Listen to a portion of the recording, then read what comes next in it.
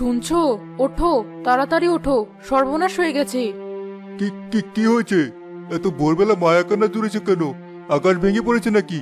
আকাশের চেয়েও বেশি কিছু ভেঙে পড়েছে। আমাদের সব শেষ। খাঁচার দিকে একবার চেয়ে দেখো। কি হয়েছে খাঁচায়?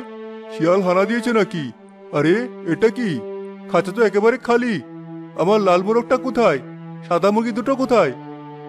কোথায় আর থাকবে? যা ভাবছিলাম তাই হয়েছে। চোর এসে সব নিয়ে গেছে, একটা মুরগিও রেখে যায়নি। সর্বনাশ! আমার সাদের লাল মোরগটা! সারা গ্রামে এমন মোরগ আর একটাও ছিল না।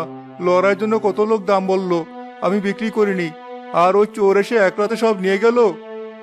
আমি তোমাকে কতবার বলেছি খাঁচার দরজাটা আরেকটু শক্ত বানাও, ভালো একটা তালা লাগাও। আমার কথা তো কানেই তোলো না। এবার বোঝো মজা। না, আমি এটা হতে দেব না। আমি আর একটা বিহিত করবই।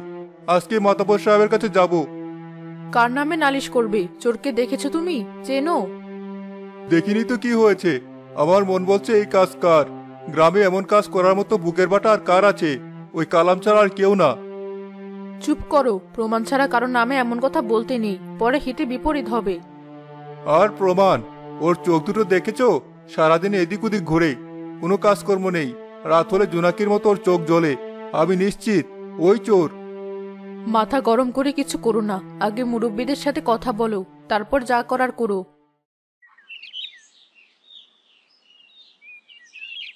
কি খাবার সেলিম, সকাল সকাল যে? জামাল ভাইয়ের বাড়িতে নাকি কাল রাতে আবার চুরি হয়েছে। 3টা মুরগি একেবারে সাফ। কি বলো? জামালের বাড়ি থেকেও? আমার তো দুটো রাজার নিয়েছিল গত সপ্তাহে। আমি তো ভেবেছিলাম শিয়াল নিয়েছে। এখন তো দেখি শিয়ালের পেছনে চোরের কাহিনী। আরে ভাই, এটা নতুন কিছু না। এই চোরের উৎপাত তো অনেকদিন ধরেই চলছে। মুখ ফুটে কেউ কিছু বলে না ভয়ে। ভয় কিসের? চোরকে ধরে আচ্ছা মতো দোলাই দিলেই তো হয়। দোলাই তো দেবে, কিন্তু চোরকে তো আগে ধরতে হবে। চোর তো আর নিজের কপালে লিখে রাখেনি যে আমি চোর। কিন্তু আমাদের সবার সন্দেহ তো একজনের দিকেই যায়। কার কথা বলছিস? কালামের কথা? হ্যাঁ, ও ছাড়া আর কে আছে? কোনো কাজ নেই, কর্ম নেই, সারাদিন টই টই করে ঘুরে বেড়ায়। ওর চলে কি করে? ওর মতো বেকার মানুষ পরের বাড়ি কাজ করে আর কত কামায়? তোমরাই বলো, এই গ্রামে কি আর থাকা যাবে? নিজের বাড়িতে নিজের জিনিস নিয়ে শান্তি নেই। এসো জামাল ভাই, এসো বসো। শুনলাম তোমার সব মুরগি। আর শুনে কি করবে? আমার সব গেছে। আমার বুকটা ফেটে যাচ্ছে। ওই লাল মোরগটা আমার সন্তানের মতো ছিল। ভাই, মন খারাপ করো না। যা হওয়ার তা তো হয়ে গেছে। এখন কি করা যায় সেটা ভাবো। আমি ভেবেছি আমি আর একাই বোঝা বইতে পারবো না। তোমরা সবাই আমার সাথে চলো। আজকে মাতব্বর মতিন সাহেবের কাছে এর একটা বিচার দেব। হ্যাঁ চলো, আমার হাঁসের বিচারও আমি চাই। এভাবে আর কতদিন? তারা সবাই মিলে মতিন সাহেবের বাড়ির দিকে রওনা দেয়। আরে, তোমরা সবাই একসাথে যে? কি ব্যাপার? গ্রামে সব ঠিক আছে তো? জামাল, তোমার মুখটা এমন শুকনো কেন? মাতব্বর সাহেব, আর কি বলবো? গ্রামে আমাদের আর ইজ্জত নিয়ে বসবাস করার উপায় নেই। কি হয়েছে খুলে বলো। আমার সব শেষ হয়ে গেছে মাতব্বর সাহেব।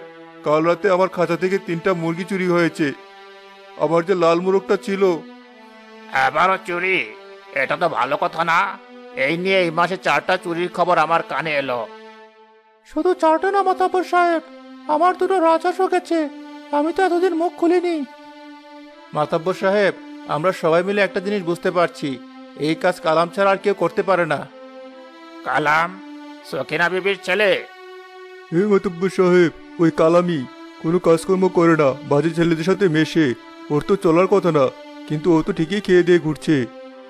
তোমাদের কথা আমি বুঝলাম, কিন্তু একটা কথা বলো, তোমাদের কারো কাছে কি কোনো প্রমাণ আছে? কেউ কি কালামকে চুরি করতে দেখেছো বা চুরির মাল সহ ধরেছো? প্রমাণ তো নেই মাতব্বর সাহেব। চোর কি আর প্রমাণ রেখে চুরি করে? কিন্তু আমাদের সবার মন বলছে এই কাজ ওরই। ওর চালচলন কথাবার্তা কিছুই ভালো না। দেখো, মন যা বলে সেটা দিয়ে বিচার করা যায় না। বিচার করতে লাগে সাক্ষী আর প্রমাণ।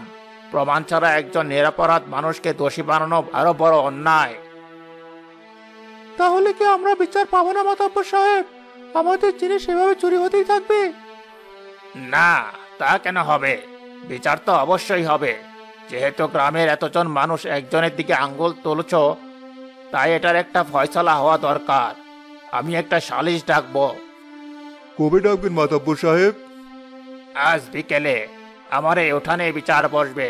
তোমরা গ্রামের সবাইকে খবর দিয়ে দাও। আর যাও, কেউ একজন গিয়ে কালামকেও খবরটা দিয়ে এসো। তার কথাটাও তো শুনতে হবে। একতরফা বিচার করা আমার নীতি না। ঠিক আছে মাতব্বর সাহেব, আমরা তাই করছি। হ্যাঁ শোনো, সালিশে কেউ কোনো চেঁচামেচি মারামারি করবে না।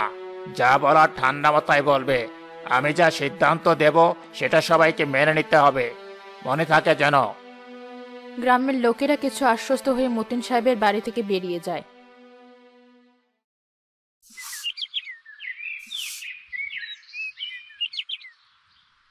কিরে কানাম, কোথায় ছিলি সকাল থেকে? কোথায় আর যাব, রতনের সাথে মরে গিয়েছিলাম। রতনের সাথে তোর এত কিসের পিরিত? ওই ছেলেটা ভালো না, ওর সাথে মিশিস না বাবা, লোকে খারাপ বলে। মা, তুমি সারাদিন খালি জ্ঞান জ্ঞান করো। কে ভালো কে খারাপ সেটা আমি বুঝি, আমাকে জ্ঞান দিতে এসো না। আমি তোর মা কালাম, আমি জ্ঞান না দিলে কে দিবে? তোর বাবা মরার সময় আমাকে বলে গিয়েছিল ছেলেকে মানুষ করতে, আমি তো পারলাম না।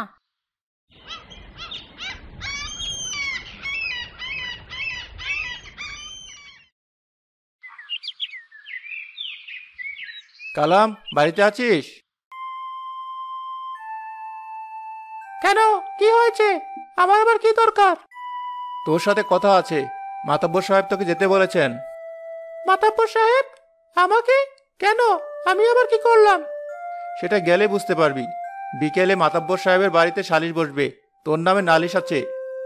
নালিশ? আমার ছেলের নামে নালিশ? কিসের নালিশ বাবা? আমার ছেলে কি করেছে? জামাল ভাইয়ের বাড়ি থেকে মুরগি চুরি হয়েছে। গ্রামের সবার সন্দেহ এই কাজ কালাম করেছে। কি? আমি চোর? আমার নামে এই মিথ্যা কথা কে বলেছে? জামাল বলেছে? আমি ওর কি ক্ষতি করেছি যে আমার নামে বদনাম দিচ্ছে? এখন চেঁচিয়ে লাভ নেই। যা বলার মাতব্বর সাহেবের সামনে গিয়ে বলিস। আমরা তোকে খবর দিতে এসেছিলাম, দিয়ে গেলাম। সময় মতো চলে আসিস।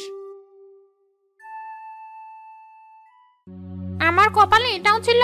আমার ছেলেকে লোকে চোর বলছে, আমি এখন মুখ দেখাবো কি করে? তুমি কাঁদছো কেন মা?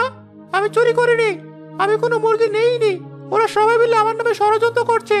আমি গরিব বলে আমাকে ফাঁসানোর চেষ্টা করছে। তাহলে তুই বিচার সবাই গিয়ে সব খুলে বলবি বাবা। তুই ভয় করিস না, সৃষ্টিকর্তা যদি চান তুই নির্দোষ প্রমাণিত হবি। আমি যাব, আমি অবশ্যই যাব। আমি দেখব প্রমাণ ছাড়া ওরা আমার কি করতে পারে। আমার নাম কালাম, আমিও দেখিয়ে দেব আমাকে ফাঁসানোর ফল কি হয়। উপস্থিত গ্রামের সকল মুরব্বী ও ভাইয়েরা, আপনারা সবাই জানেন আজকে আমরা কেন এখানে জমায়েত হয়েছি। এটা খুবই দুঃখের কথা। জামাল শেখের অভিযোগ, কাল রাতে তার বাড়ি থেকে 3টি মুরগি চুরি হয়েছে। তার এবং গ্রামের আরো কয়েকজনের সন্দেহ এই কাজ কালাম করেছে। এখন আমরা দুই পক্ষের কথাই শুনব। সবার আগে জামাল শেখ, তুমি তোমার কথা বলো। মাতব্বর সাহেব, আমি আর কি বলবো। আমার সাথে 3টা মুরগি, যার মধ্যে একটা লড়াই করা মোরগ ছিল, সব চোরে নিয়ে গেছে। আমি গরিব মানুষ, এগুলোই আমার সম্পদ। আমার মন সাক্ষী দিচ্ছে এই কাজ কালাম করেছে, কারণ তার আয় রোজগার নেই, কিন্তু তার শখ আহ্লাদের কমতিও নেই। কালামের দিকে আঙ্গুল তোলার পিছনে তোমার মনে সাক্ষী ছাড়া আর কোনো কারণ আছে? আছে মাতব্বর সাহেব। আমি কিছুদিন ধরে খেয়াল করছি, রাত হলে ও আমার বাড়ির আশেপাশ দিয়ে ঘুরঘুর করে। জিজ্ঞেস করলে বলে হাঁটতে বের হয়েছি। এত রাতে মানুষের হাঁটার কি দরকার? জব্বার মিয়া, তোমারও নাকি কিছু বলার আছে? জি মাতাব্বর সাহেব, আমার যে 2টো রাজহাঁস চুরি হলো, তার আগের দিন বিকেলে আমি কালামকে আমাদের পুকুর পাড়ে দেখেছিলাম। হাঁসগুলোর দিকে এমনভাবে চেয়েছিল যেন মেপে নিচ্ছিল। এখন বুঝতে পারছি ওই নজর ভালো নজর ছিল না। কালাম, তোমার বিরুদ্ধে অনেক কথা উঠল, এখন তুমি বলো তোমার কি বলার আছে? মাতাব্বর সাহেব, এগুলো সব মিথ্যে কথা।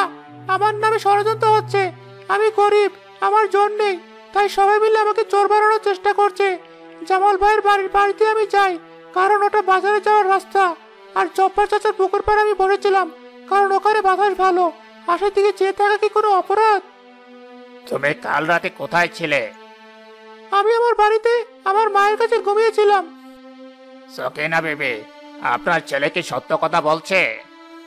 হ্যাঁ মাতাব্বর সাহেব, আমার ছেলে চোর না, ও কাল সারা রাত বাড়িতেই ছিল। আমি নিজে তাকে ভাত বেড়ে দিয়েছি। ও ঘুমালে আমি তার মাথায় হাত বুলিয়ে দিয়েছি। আমার ছেলে এমন কাজ করতে পারে না। আপনারা তাকে মাফ করে দিন। আরে, মায়ের মন তো সন্তানের জন্য কাঁদবেই। মা কি আর ছেলের বিরুদ্ধে সাক্ষী দেবে? চুপ করো সবাই। পরিস্থিতিটা আসলে জটিল। এক পক্ষে আছে অভিযোগ, আর এক পক্ষে আছে অস্বীকার, কিন্তু কোনো পক্ষের কাছে কোনো প্রমাণ নেই। মনের সন্দেহ দিয়ে কাউকে চোর সাব্যস্ত করা যায় না। তাহলে কি হবে মাতাব্বর সাহেব? আমরা কি বিচার পাবো না? চোর কি এভাবে পার পেয়ে যাবে? আমি তো আইনের বাইরে যেতে পারি না জামাল। প্রমাণ ছাড়া আমি কালামকে দোষী বলতে পারি না। আমার বিচারে প্রমাণের অভাবে কালামকে এই অভিযোগ থেকে মুক্তি দেওয়া হলো। শালি শেষ হয়ে যাবে এমনটাই মনে হচ্ছিল, কিন্তু হঠাৎ ভিড়ের ভেতর থেকে এক বৃদ্ধ লোক এগিয়ে আসে। মাতাব্বর সাহেব, যদি অভয় দেন তাহলে এই বুড়ো মানুষটা একটা কথা বলতে চায়। অবশ্যই ফজল চাচা, আপনি আমাদের মুরব্বী। আপনার কথা আমরা সবাই শুনব। বলুন, আপনি কি বলতে চান? মাতাব্বর সাহেব ঠিকই বলেছেন, প্রমাণ ছাড়া বিচার হয় না। কিন্তু আমি একটা কথা জানি, দুনিয়ার আদালত থেকে পার পাওয়া গেলেও মনের আদালত থেকে পার পাওয়া যায় না। যে পাপ করে তার মনে সবসময় একটা ভয় কাজ করে।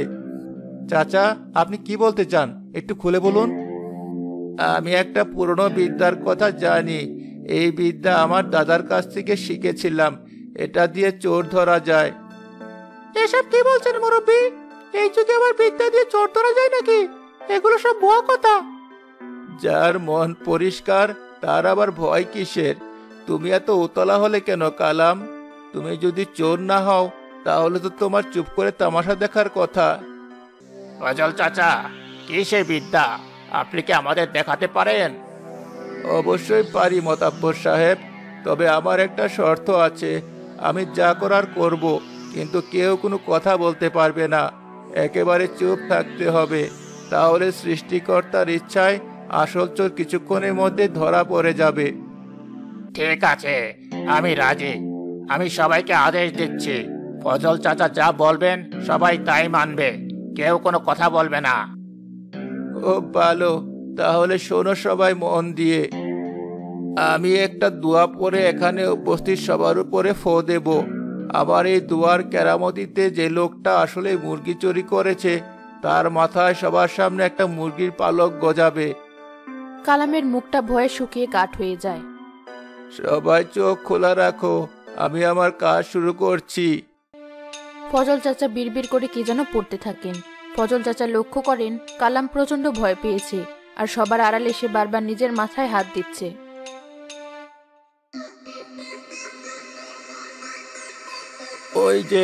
ওই যে ধরা পড়েছে চোর। আমি চোরকে ধরে ফেলেছি। সবাই একে অপরের মাথার দিকে তাকাতে থাকে, কিন্তু কারো মাথায় কোনো পালক নেই। কোথায় চাচা?